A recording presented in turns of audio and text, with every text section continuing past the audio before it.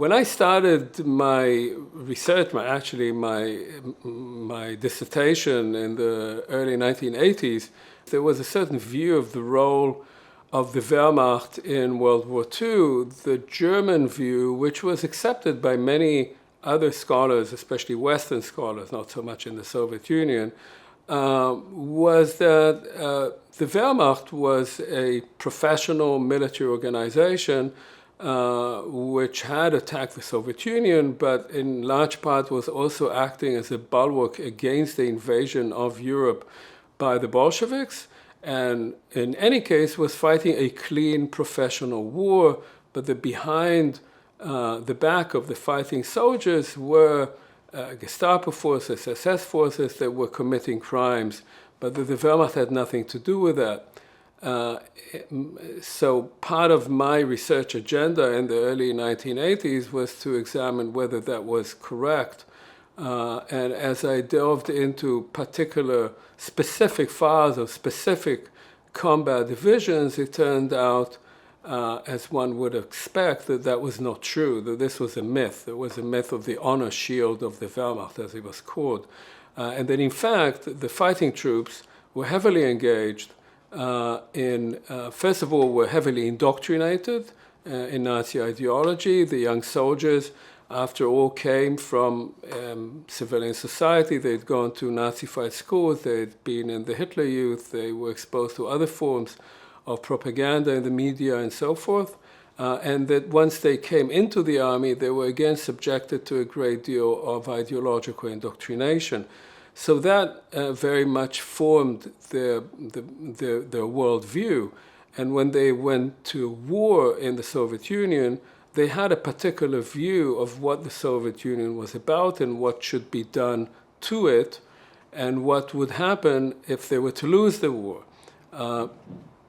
And so they were carrying out policies, first of all, dictated by the top echelons of the Wehrmacht and the political elite, or the political leadership of Nazi Germany, which was that this area had to be subjugated to German rule, that all political activists, commissars, had to be shot on the spot without any trial or investigation, and that they should treat any form of resistance, real or alleged, as subversion, and therefore to kill outright those who represented that kind of opposition. And there were orders by field commanders telling soldiers that they had to treat particularly Jewish communities as Bolsheviks and as partisans, that is,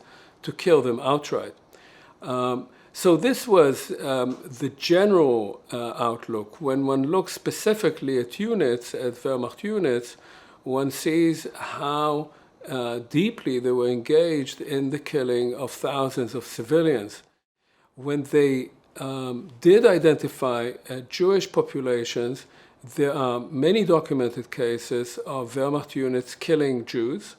In the case that I studied, what I could see in the divisions that I studied was that when the German military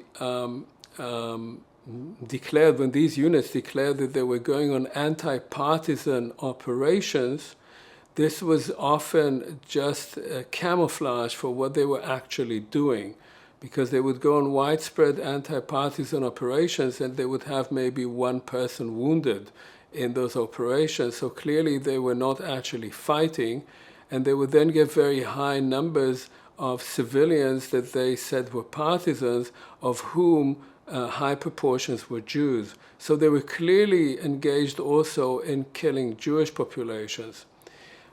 Most importantly, I would say, without the Wehrmacht, obviously the genocide of the Jews would not have been possible.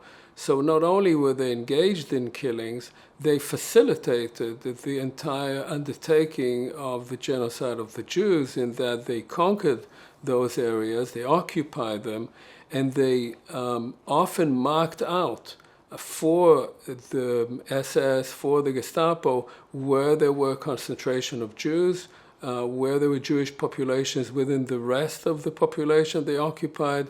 And so by marking them, they basically were handing them over to be killed. And that occurred also in the case of prisoners of war, where anyone who was Jewish had even a lower likelihood of surviving than if they were non-Jewish Red Army soldier. So in all those respects, the Wehrmacht can clearly be said to have been a criminal organization that was engaged in what Hitler declared to the Wehrmacht just before the invasion of the Soviet Union, a Vernichtungskrieg, a war of extermination. This was the goal, and the Wehrmacht did it to the best of its ability.